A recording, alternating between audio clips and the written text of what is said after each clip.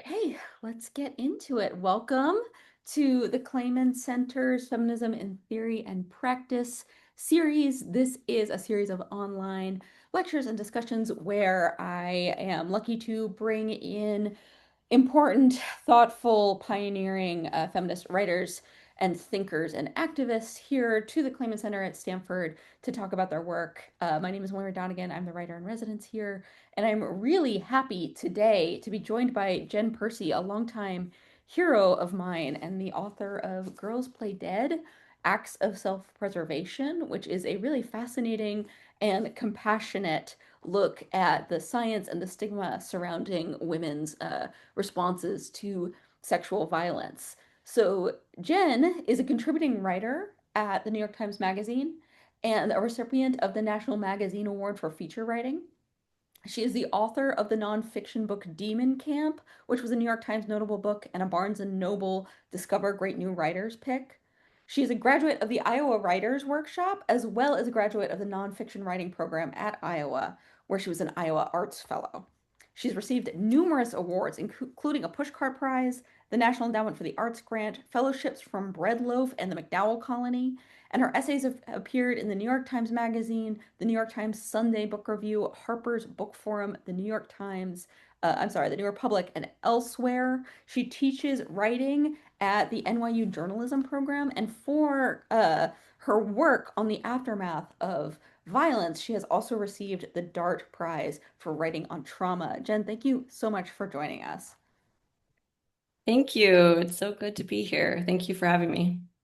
So I understand that this book came about because you were looking at some of the less common responses to sexual violence, or I should say, some of the very common responses to sexual violence that tend to get like sort of differently narrativized or excluded from popular understandings of how sexual violence happens. And in fact, one version of the story I've heard you tell in the past is that you were watching videos of animals playing dead on YouTube, and that was reminding you of things that women had told you. You want to tell us a little bit about the genesis of this book?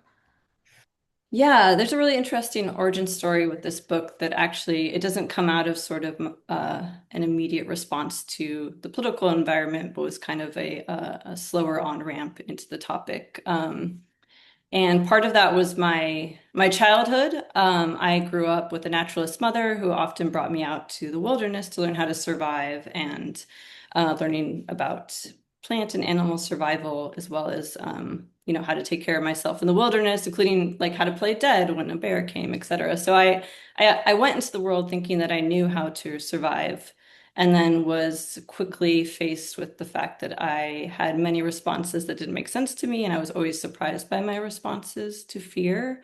Not just sexual harassment, but like once someone broke into my house with a knife, and I responded by smiling and saying hi and was very polite. And so I kind of had been keeping track of these behaviors, but hadn't quite tried to make sense of them and kind of pushed them aside, or just thought I was kind of strange in that way.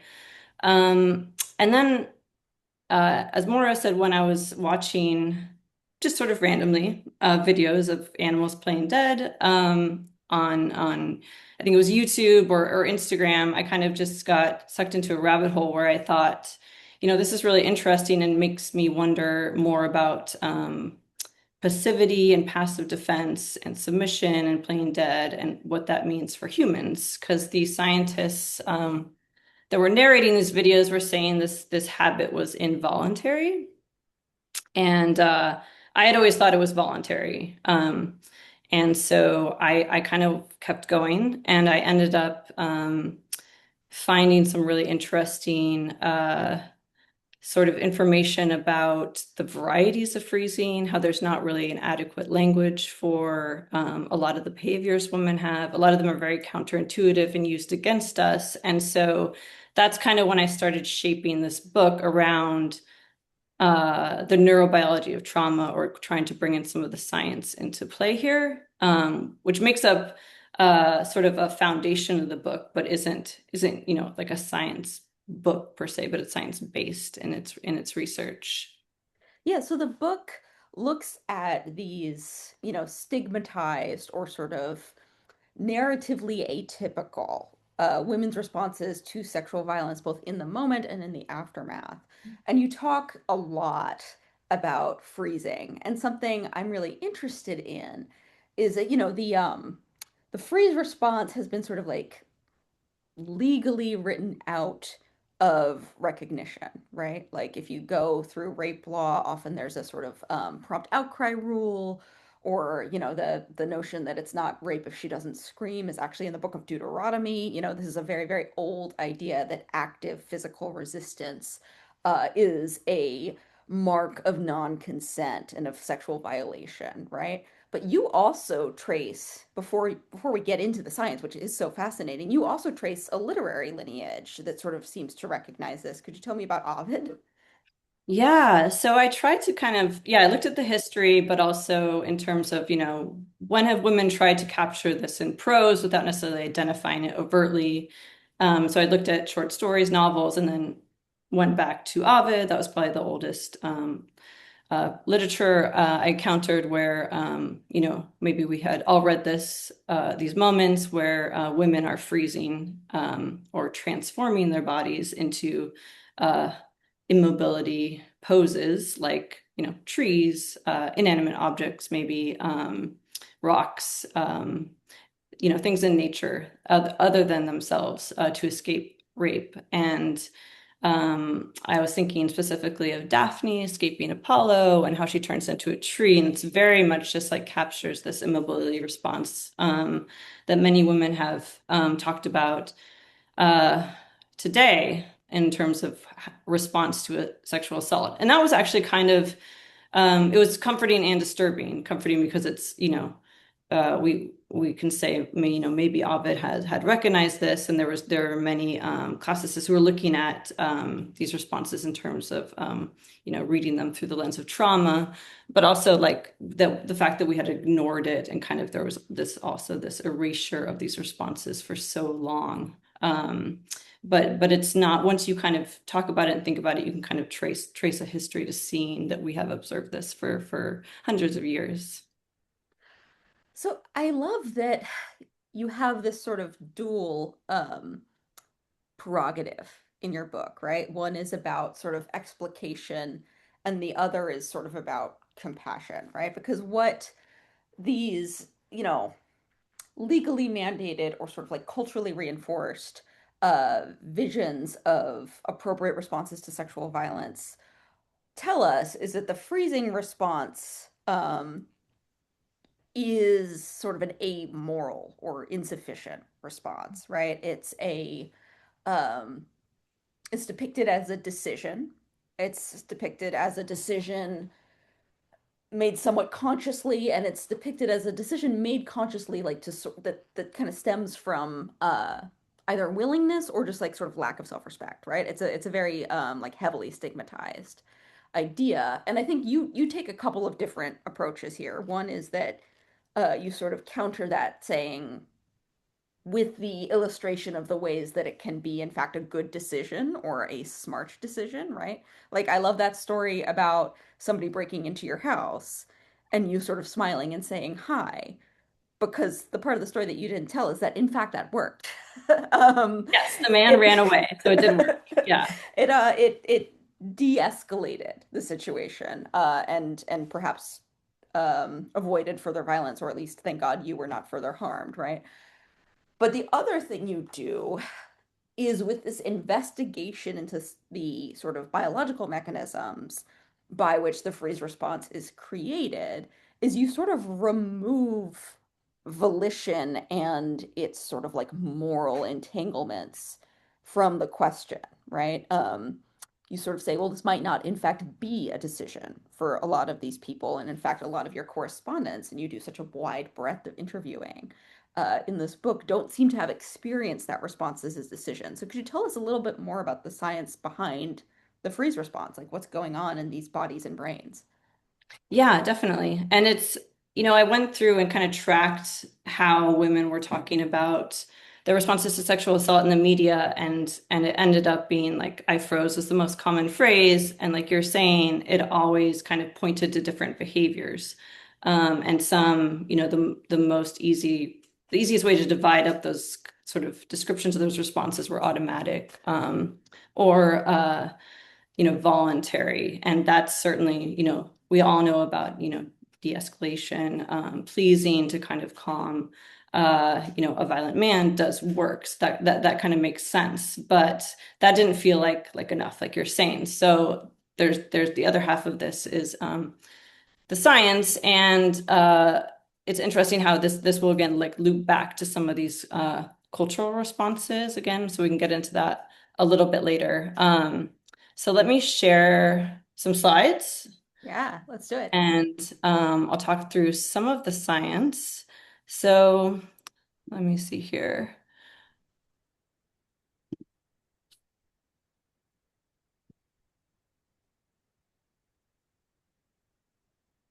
Okay, so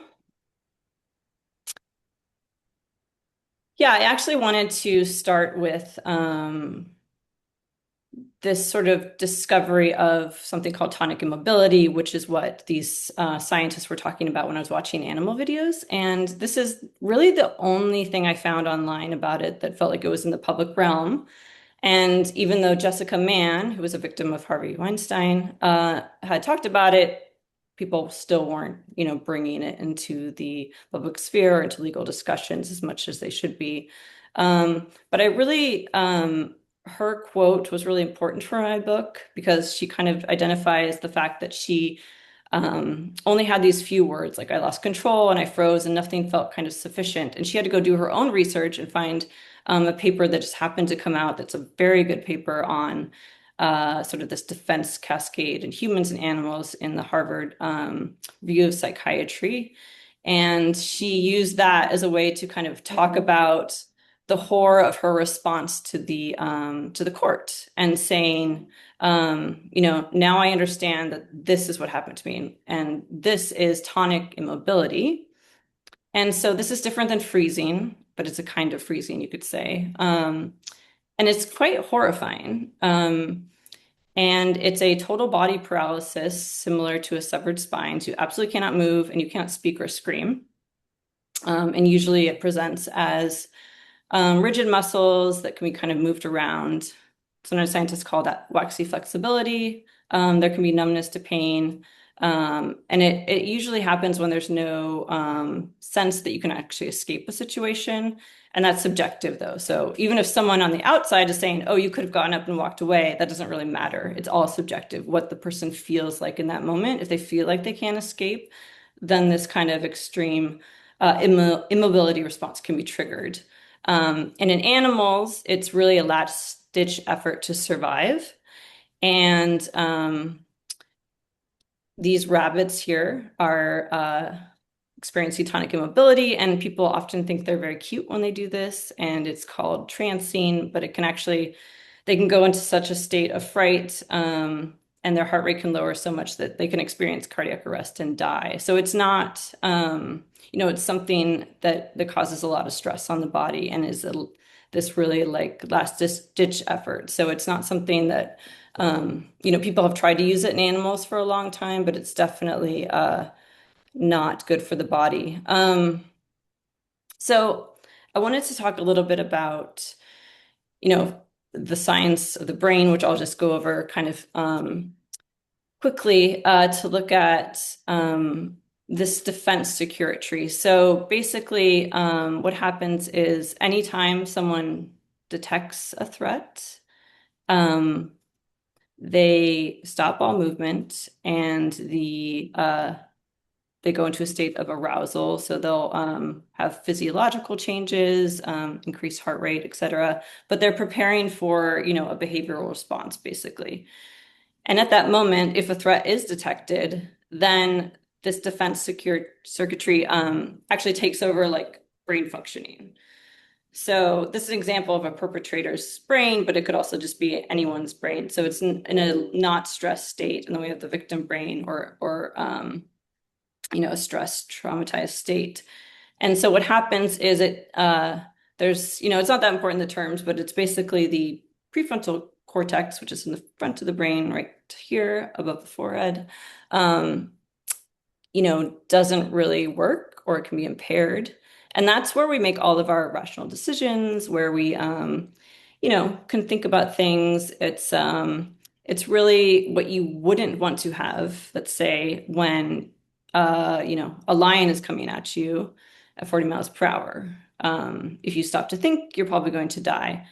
So unfortunately, we're kind of stuck with this evolutionary response. But what's helpful, even though it's kind of feels like it's not the most helpful survival response at the moment in our history, is that we've studied it really well. It's all of our brains respond the same way.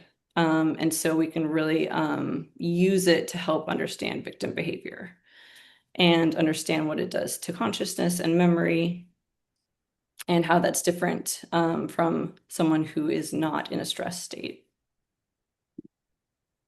And so this is that defense cascade I was talking about, and that's in the Harvard Review of Psychiatry by that Jessica Mann was citing. And this has some additions, though. This is actually a slide that was made by psychiatrist Jim Hopper, who was very useful for a lot of my research. And I think this is just important, like as opposed to me just kind of saying it, like just to visualize it, actually. It was very helpful for me to see this.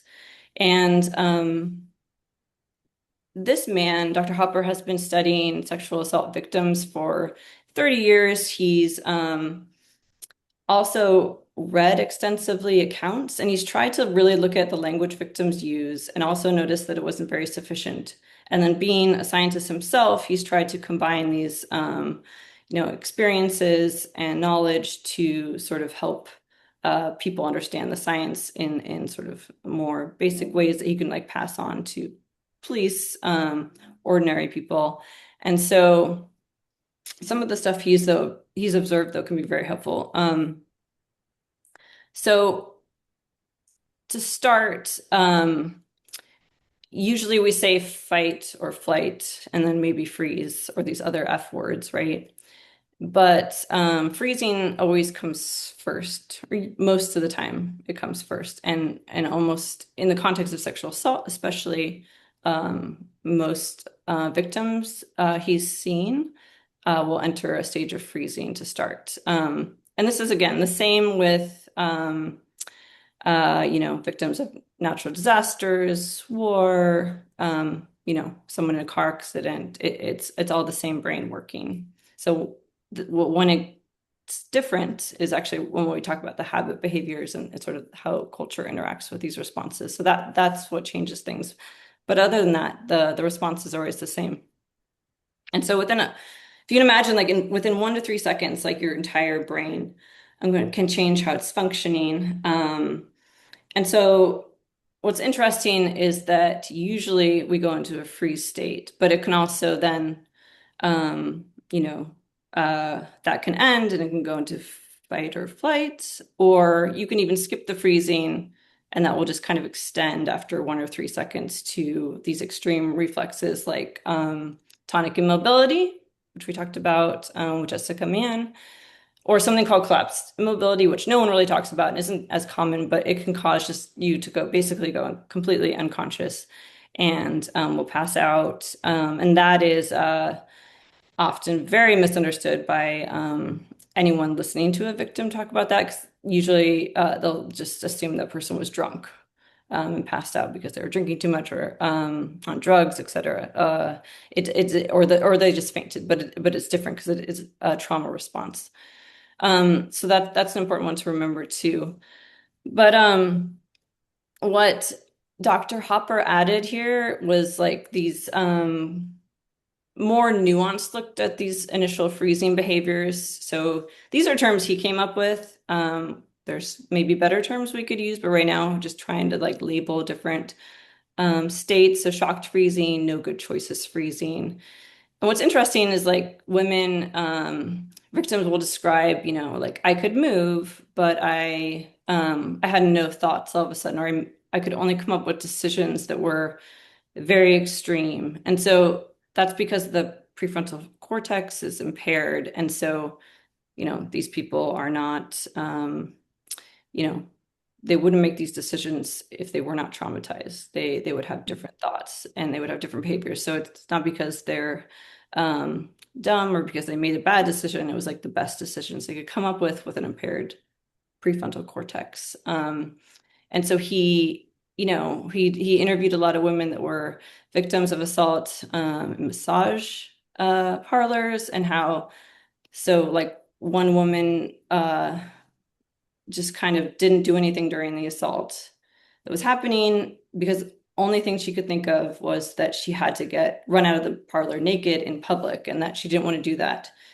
But when she was, talking to Dr. Hopper later, um, it hadn't occurred to her at the time even to say some like no or to, push his hand away. So it's stuff where it's like if you're on the outside and you're an investigator asking women these questions, they might seem like obvious choices, but when you're in a traumatized brain, the thoughts are very different. So that's why this is all really important because we can really get to the nuance of these.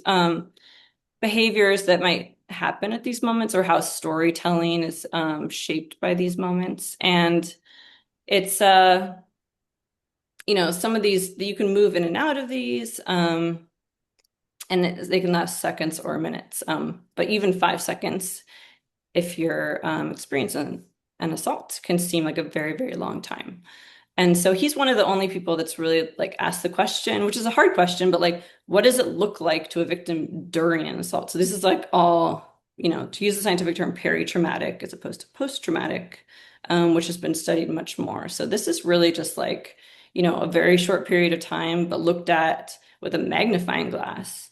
And, I think the way we've always seen victim perspectives historically in art, et cetera, has always been from this male perspective. And just seeing it from the victim's perspective is so different and so shocking. I was very surprised by some of the things they were talking about and that I hadn't heard about anywhere else. So these are kind of happening in more academic circles and sort of private teams of like nonprofits and advocacy workers trying to educate police and prosecutors and advocates on the science.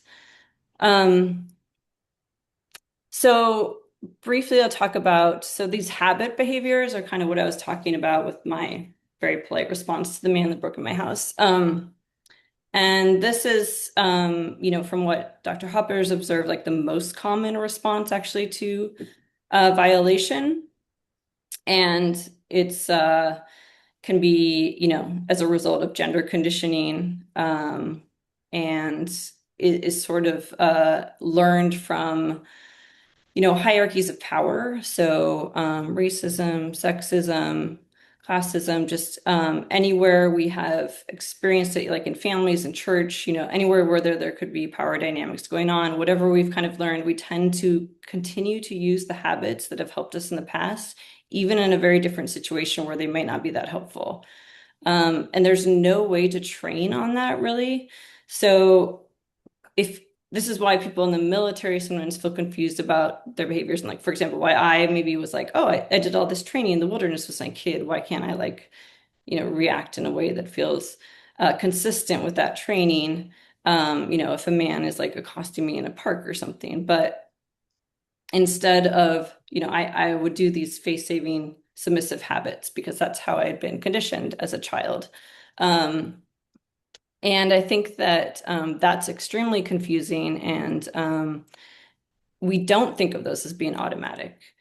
But some of the lawyers I talked to, sometimes women would like automatically like help men take off their clothes even though they were being assaulted. So I mean, it's that kind of stuff that's just like we not recording that, we're not talking about that, and how that can be, a result of these habit behaviors in a traumatized state where our prefrontal cortex is kind of putting our ability to think on hold. One of the examples you gave that I thought was so helpful was of a sexual assault in a military, in which a inter-military tribunal, a court martial, was unable to locate the wrongdoing in this soldier's report of her assault because she had specifically been trained in the context of the military to resist physical violence, right?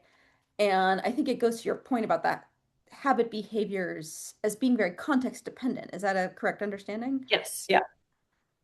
So Yeah, it's so that's why they train people in the military in these like giant fake cities that look like, Afghanistan or Iraq from the recent wars, or, have it be as close to simulating that environment as possible. So taking that and then putting the context of, a sexual assault, since we're talking about that, it's totally different. And one of the ways it's very different is that often in sexual assault, you'll everything will be very normal. Like you'll be on a date or you'll be hanging out, acquaintance violation. So it's you're not kind of in the state of mind where you're sort of even going to be sort of deploying anything that might have been from a training in a military context. So that's really an important sort of nuance to bring up because I've thought a lot about like this defense training and whether it's helpful or not. And, I don't fully have an answer from that, but it's definitely not as helpful, I think, as we hope it to be because of that reason.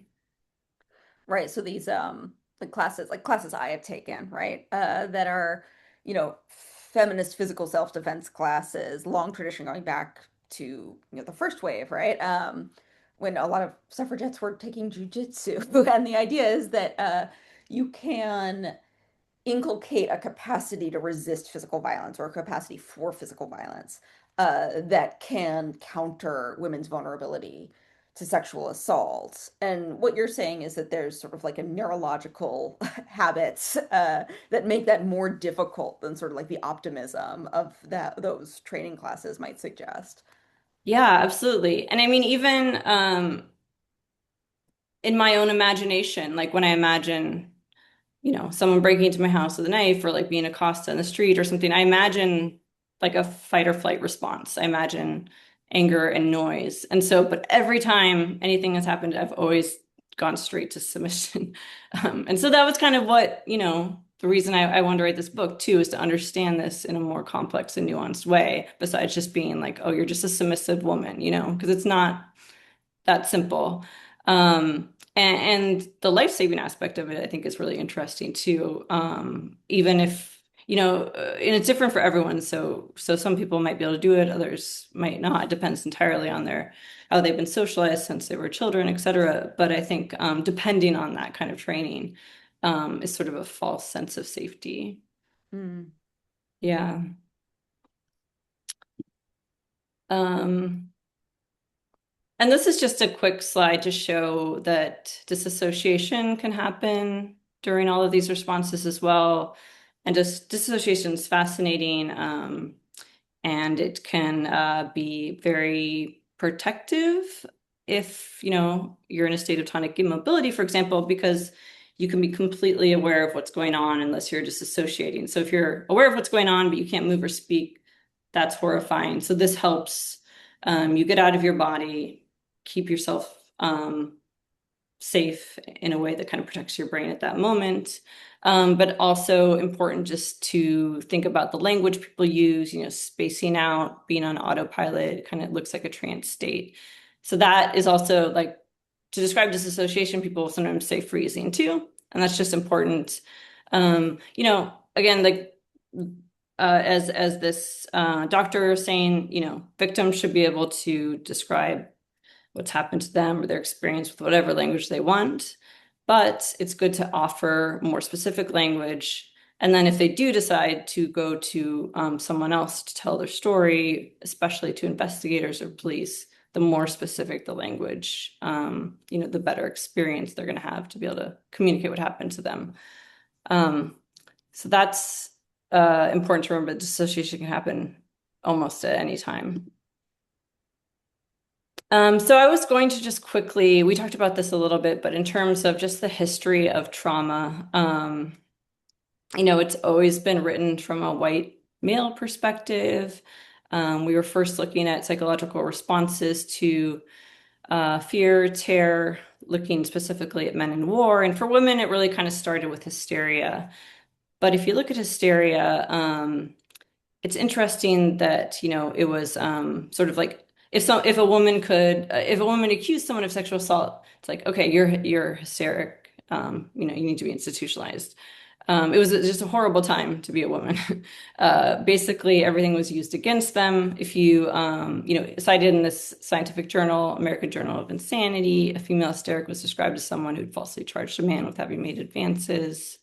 Johanna Burke goes into great detail in her book on rape about, how it was even assumed that women couldn't be raped because obviously if they didn't want it, they said that she would just fight or resist. So that there were these very entrenched, we talk about rape myths now, but they kind of have these origins way, way in the past. And the point of this is more for the context of my book was to kind of see like, you know, these are the things they were talking about instead of actually looking at the psychological responses of women or talking about it like they were concerned about these other things.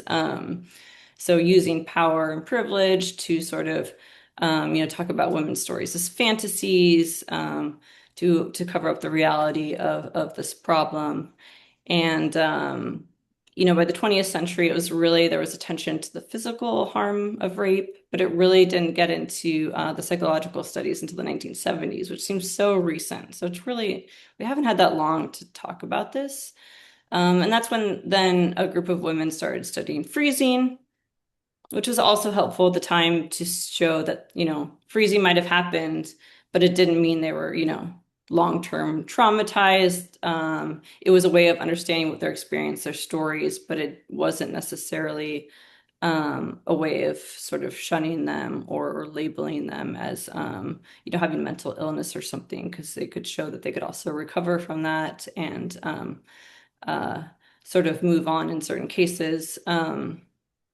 And then in 1994, it's interesting to look at the DSM definition of PTSD, and that all trauma was supposed to be something that was, outside the range of human experience. And then feminists tried to make sure that wasn't in the DSM because they were saying, uh, well, sexual trauma is so common, so that's definitely the range of experience. And then, you know, other forms of gendered abuse or racism as well that accumulates over time, sort of complicating this idea of trauma can be an everyday thing for many people. And so that wasn't until 1994. And so we're really not talking about very long that we've had this information or language to talk about victim behavior. So this is just a slight sort of tangent, but interesting thought that I wanted to talk about, which came up in my research, which has to do with the fact that like we had animal studies on all of these behaviors for so long. And, animal studies don't always apply to humans, but there was the literature we were finding out that humans were having these responses as well. Same kind of brain in response to danger. This defense circuitry is the same. And it was interesting to look at this tension that started with some women not wanting to sort of,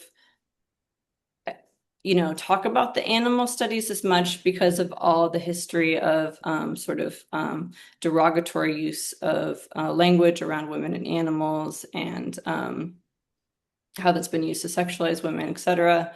But also looking at how I have a short section about vivisection and anti-vivisectionists in Europe and how the stories of what was happening to animals was a way for women to kind of talk about their pain and suffering instead of being direct. They talked about through animals. And the result of that was that a shelter for animals was started 100 years before any shelter for women. So again, it's like the animals are ahead in terms of getting care for these studies and these psychologies, and sort of the women are kind of falling behind. But there was an interesting tension there between like not wanting it to go in the wrong direction and be used against them. So as I was doing this research, I also thought about this other aspect of immobility, which is that if freezing is the most common response to sexual assault, then we look around in arts and the media, we also kind of see these eroticized versions of dead women and thinking about what that means for understanding perpetrator stories too. Like if how does what does that mean for consent? Does if it looks like consent, maybe there's some cases where there was confusion, or maybe there's also just needs to be well, obviously there needs to be more education about, why looking dead should not be eroticized and should not be something that's okay. Even though it's we see it everywhere in culture, and that kind of comes with this conditioning aspect of this that it can kind of create some disturbing sort of dissonance and connection there with our fear responses. So Sleeping Beauty, obviously, it's this story we hear over and over again. If we go back to the original story, it's actually literally the man goes and rapes her, and she gives birth while she's unconscious or sleeping. Um, and these are Jimmy Choo ads, where there's actually a whole website devoted to these ads where there's just dead women wearing fancy clothes. And then this Ophelia painting. She's about to die in that, actually. I've always loved this painting, actually, which just goes to show that it's, I'm also can be they can be very compelling aesthetically to use these sort of vulnerable dying women in art, which is something we should all reckon with and think about. And no harm to Taylor Swift, but she was using that image as well. She doesn't look dead in that picture, but it's kind of like this lasting image that has an effect on us. So kind of thinking about just what does that mean if our primary response is immobility? How have our defense mechanisms really been used against us, I guess is a question. Maybe this is partly intentional. Um, this is another example, Chloe, and then this is the unknown woman of the Seine. She was sort of a mythological story, but became they found a woman that was dead in the river, pulled her out, and she was so beautiful when she was dead that they made a death mask of her. And now you can find it everywhere in France. And it became the resuscitation doll that we use to train for CPR. And so it's just interesting to think about again that there's this like beauty in the dead woman's face. We talk a lot about women, dead bodies being used to like drive plots forward. So this is kind of an example of like another version of that where it's kind of less talked about. And then Thanatosis is the another word scientists use for tonic immobility or plain dead. So in ancient Greek, it means preparing for death. So, like the Ovid stories, it's almost like evidence of the ubiquity of the freezing response that has been metabolized, not in our understanding of violation exactly in these cases, but in our understanding really of eroticism itself, right? Yes, exactly. That's exactly the question. It's like, is this actually making the situation more erotic for a perpetrator? Could be a question that's asked, which is a very disturbing question. But I think it's worth asking considering the pattern of aesthetics and what we've seen in art and history. And then this is just another example. So I found in Ovid also these statements that were like her, her flight, her fear basically made her more beautiful. And so there's this way that like we also see this is more obvious and talked about, but like the way violence is sort of often connected to sex and sort of maybe even aestheticized as well. Something to think about, and these are just ads that I've come across doing research. So older ads, we don't see them anymore, but we can see how much, if these are just in everyday magazines or laying around college campuses, it's going to be something that's conditioning us for behaviors. So I think, a big part of my book too is about storytelling and how trauma shapes storytelling. And I think that there's a few responses that are very common and to think about. There's also some that are much less common, but worth talking about too. The most important thing is that all of them influence consciousness, memory, sensory intake, and attention. So it completely changes your world. You're just in a different world those moments. So obviously, when you tell a story, you're going to be remembering different things and you're going to have different sensations. So this explorer, David Livingstone, has this quote that I love. So I'll just read it. He was basically attacked by a lion and wrote in his journal, after a state of tonic immobility, it caused a sort of dreaminess in which there was no sense of pain or feeling of terror, though quite conscious of all that was happening. It was like what patients partially under the influence of chloroform describe, who see all the operation but feel not the knife. The shake annihilated fear and allowed no sense of horror in looking around at the beast. So I wanted to include that because some of these responses can actually create a sense of maybe pleasure or calmness, basically something that's the opposite of what you would expect with fear. So, for example, over the pandemic, I hit my head on a my dresser and I fell over and passed out. And when I woke up, I was bleeding from my head. It was a pretty small cut, but I think I hit it pretty hard. So um, I was kind of in a state of shock, but I felt amazing. I was so numb and comfortable. And so when some of these women were telling their stories, I was thinking about that. I was like, oh yes, I've had that happen in a different context, like where, going into shock, you can kind of not feel pain for a long time. So there's ways that our body helps us by making experiences more comfortable to survive, which is very, very, I think, awkward to talk about in the context of sexual assault. Certainly with some random police officer, you wouldn't want to do that. You wouldn't want to ever mention that. But I think that's something we could start to talk about. Um, I think there's some research going on that connecting tonic immobility to near-death experiences. Very rare, but there were reports of rape victims having near-death experiences. Again, all of them were like, I would never say anything because people would think I was insane.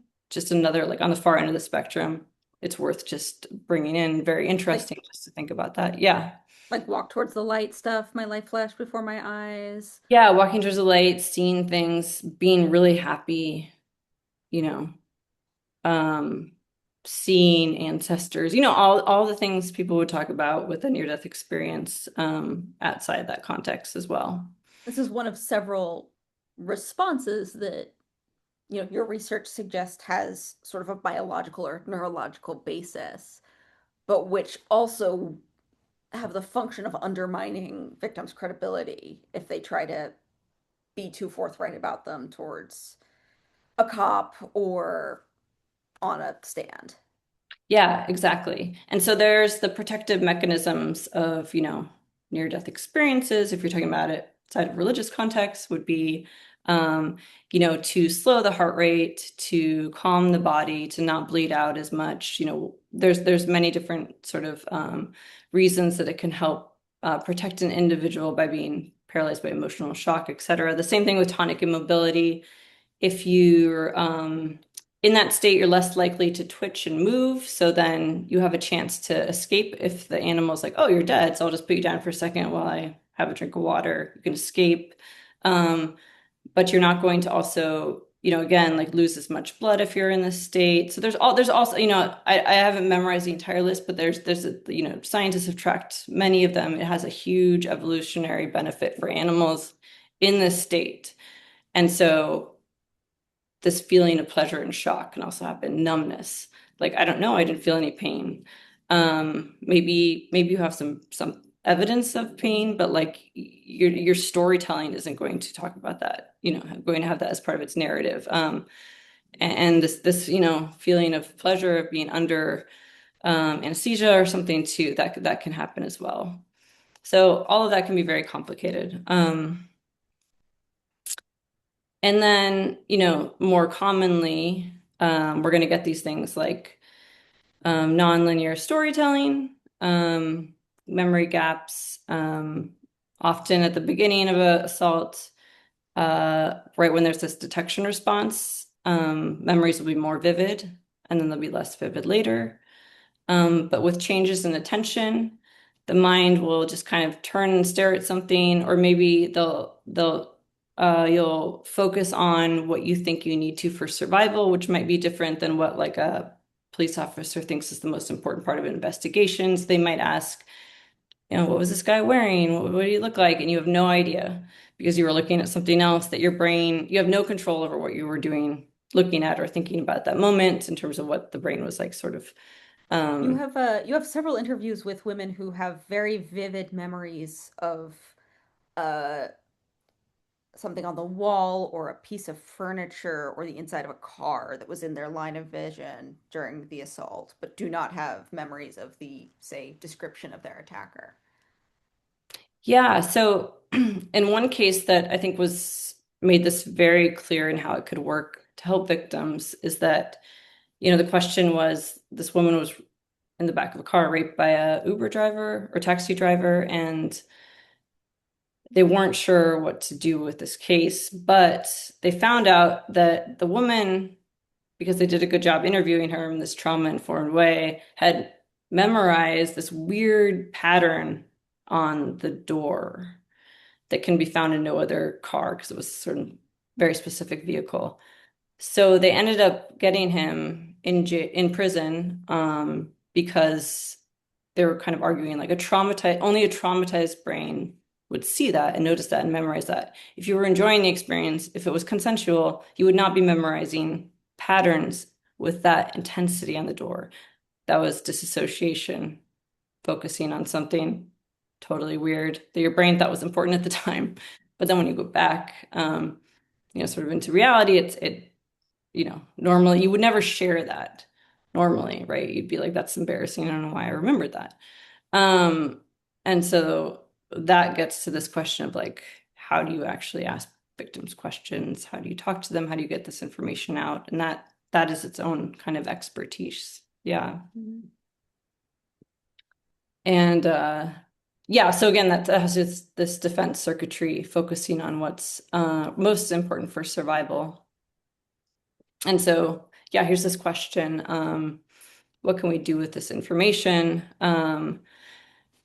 And so I think it's important that it's not like evidence of an assault ever. It's just supposed to be a tool for helping us understand, storytelling, subjective experience, what could be consistent with assault, making things fair. And, someone that doesn't understand trauma responses might think someone's not being truthful.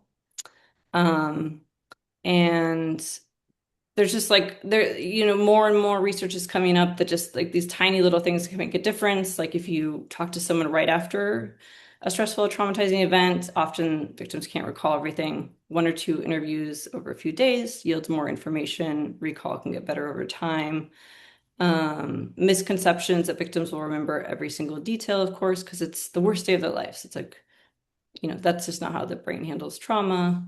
And so part of the work that's being done is creating sort of not only settings but interview techniques to best solicit responses that are very counterintuitive, from what police are trained to do or what everyday person might do with their friends. Um, so it's mostly sensory details. And it's an experience of the body versus like I think there's a saying that was very useful, like no one experiences a violation or no one witnesses a violation, they just experience it and kind of thinking in that experiential terms. And that can be very helpful for if this is something a victim wants to do. Not all want to go to the police, of course, but of the ones that are reported to the police, there's this huge drop off. And so this is kind of the problem area. This is from Rain, where there's just a huge lack of education among police officers and how to, you know, get the right information from victims and how to make them feel comfortable. And getting that information then to a prosecutor, the prosecutor might also say, this is the information I have, so I'm not going to go forward with this. And so there's quite a few ways to make that much better. And I spent a few days at a conference on trauma-informed interviewing for police and prosecutors. And entrenched in that culture, was, just all the rape myths and victim blaming and using interview techniques that were for interrogation, really. So before I ask you a few more questions, I want to invite our guests who have been so wonderful to type their own questions for Jen in the chat because we're going to move on towards a Q&A. There's a little box down here. If you type your question in there, we can get to it, and that way we can get into this discussion. And Jen, you're a reporter. You have a background as a war correspondent. You do a lot of like long form nonfiction, and your approach is like very non-judgmental, right? I think when you insert yourself into this story, it's very judiciously in these ways that sort of make the stakes clear or establish your credibility. It's something I really love is, the stories about your mother and the stories about your own, changing perspective on your past that you accumulated while you were doing this research and doing these interviews. And so there's not a lot of there's not a ton of policy prescriptions in here. And you said that when you started this book, you didn't really imagine it as a response to a political moment. But I think that it's part of the elegance of your technique that you sort of raise these political questions uh, without like foregrounding them for the reader, right? So a lot of this is, I think, about these questions of credibility, about these questions of sort of making a testimony, be that like a formal testimony in court or an informal testimony as somebody like talking about what happened to them, like more legible to an audience. And I wondered how you came out of this thinking about how to talk to women who've experienced sexual violence, how to understand the experience of sexual violence. How did those questions about authority and believability sort of like change in your mind? Yeah. And I think that, yeah, when I was writing this, I was thinking a lot about, like what's more resonant for a reader, like an emotional experience and response or facts and information. And so there's always kind of a balance between those, but emotional resonance was most important for me. Um, but the policy implications are certainly very important. And I think, your question about how it changed my response to talking to women. I mean, I think it's interesting because while I was writing this, I was dually sort of like interrogating my own life, um, and kind of building this autobiography that sort of brings you into the book and starts us off, showing some of my experiences. So I was really, when I was talking to women, I felt like it was sort of a conversation with myself too. I was learning from them about my own responses. And there's sort of like this dual way of like, you know, I have the scientists here, I have victims, myself, like we're all kind of triangulating. And so if I didn't understand something, I would write it down and then go to a scientist or an expert. And then I would kind of like keep looping that way until like I didn't know all this at the beginning. And then it's like, okay, now I'm going to go put this into stories. It was super organic. Usually one story rose out of another. Someone would say something I'd never heard of, and then I'd write that down. So I would just be a good listener, not say like dismiss something or say that's weird. Of course, I mean, that's the whole project to begin with, was kind of grabbing those strange behaviors and sort of trying to make sense of them. So very open to talking. But early on, and doing this New York Times piece was super helpful because I did get to attend this conference where it was just 3 days of 8 hours a day of just learning how to interview victims. So I, that in combination with talking to some like neuroscientists and the psychiatrist, Dr. Hopper, sort of I came uh, at it with a lot of this knowledge already, which, some people might stop there, but for me, that's always just part of the story and kind of it's interesting, but it's there more to support the storytelling of people in the world rather than come before that and kind of use the stories as anecdotes. So I felt um, a bit like I was kind of doing two things at once there, but educating myself on the interviewing process was hugely important. I kind of learned that a little bit from, reporting in war zones and, reporting on victims overseas, but not really knowing why it was working too, or kind of like if I was doing it correctly, but kind of like these sensory questions or letting people have control over the whole story if they can is really important too. I'm going to pivot to some of our audience questions, which I think are really wonderful. And this might be a bit of an extension of what you've been discussing right now, Jen. An anonymous attendee asks, I'm curious how you see sexual violence prevention educators using your research and this talk to further conversations around survivor support, especially for young women and young adults navigating rape culture right now, specifically within higher educations like Stanford, very white centered, very male centered. Jen, what do you have thoughts about with that regard there to the Yeah, I question? mean, it's a huge question. And I think there's some interesting research going into this now. So my book really focused on, the neurobiology of trauma, but again, that intersects so deeply with understanding how culture, how hierarchies, um, class, race, sexism has shaped responses and kind of having a more nuanced conversation about that intersection is really important. I think the scientists and the educators maybe have felt like they've been in separate worlds, as well as the police and the prosecutors. They all felt like they were kind of existing in separate realms in a different in a way, and so maybe more conversations between people. But what was also missing is conversations with men. um that's sort of a topic I did not get into, but I think having conversations about what does consent look like to them? Like, I don't even know. But I think that would be interesting in terms of like, some of the research I did with immobility responses, kind of expanding that education. But for me, I think I was really excited about expanding vocabulary and educating people.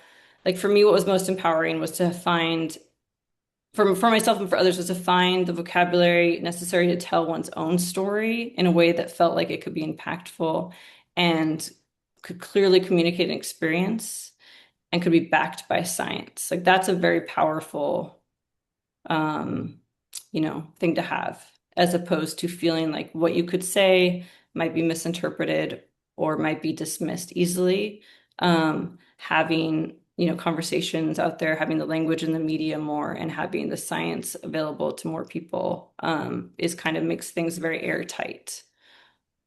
We have another question from a different anonymous attendee. And this was interesting to me to read because one of the thoughts I had when I was reading your book is that, these fields like neurobiology and evolutionary psychology, they're often deployed to like pretty anti-feminist ends, right? And there's something kind of innovative about your approach to try and foreground these as potential sites of like feminist intervention. And there's another question that one attendee has about the politics of trauma. So they ask, framing trauma responses through neurobiology has both benefits and risks.